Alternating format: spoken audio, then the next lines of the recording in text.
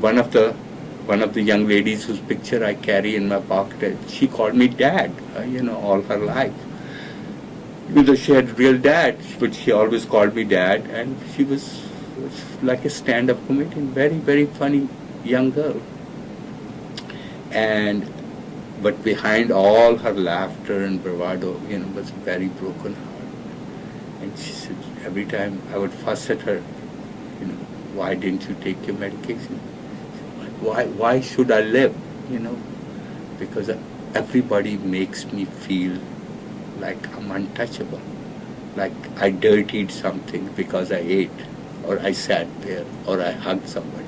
Say, if I want to hug somebody, people think twice before hugging me, and it would be a very superficial hug. I can't have a relationship. I have no future. And she stopped taking her medicine. She could have lived very, very long life. She stopped taking her medication and died. So I don't think she died of HIV because medications were working, but she died of stigma. According to the CDC, there are more than 500,000 African Americans in the U.S. living with HIV. Of the 25,000 infections estimated to occur each year, more than 38% are among African American people aged 13 to 29.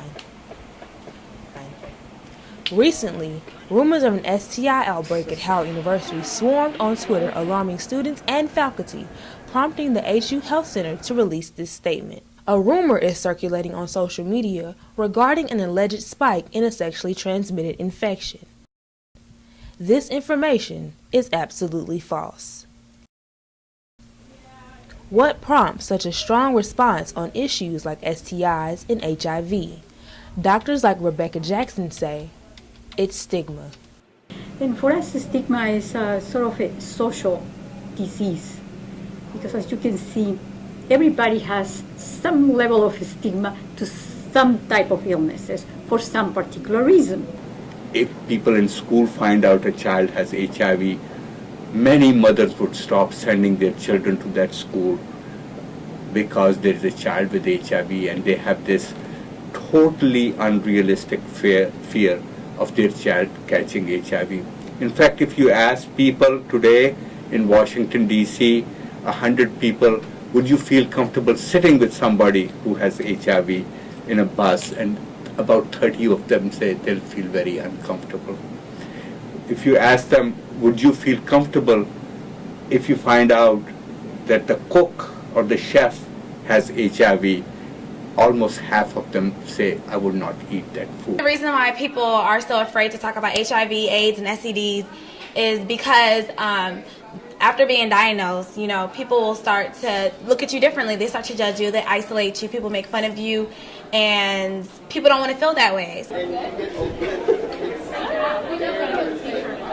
The International Conference on Stigma was created to help change the way people living with infections and other diseases are viewed. AIDS activist Kafri Abif, author of Cornbread, Fish, and Collard Greens, a book of poems and prayers for those living with HIV, says it was his mother who helped him overcome stigma. It was her affirmation of who I am that let me believe that I deserved to live. And then the next thing she did was she got a cast iron skillet and started cooking some cornbread. And so that's also sort of part of some of the title. But I know for myself that I contracted HIV in 1989 when I was in college at Florida A&M University, and at the time, I know I contracted the virus, but in my mind, I didn't believe that I was doing anything in the world that would have me contract the virus. People have unprotected sex and engage in risky behavior is because it feels good. Many people say condoms don't feel as good as the real thing, so.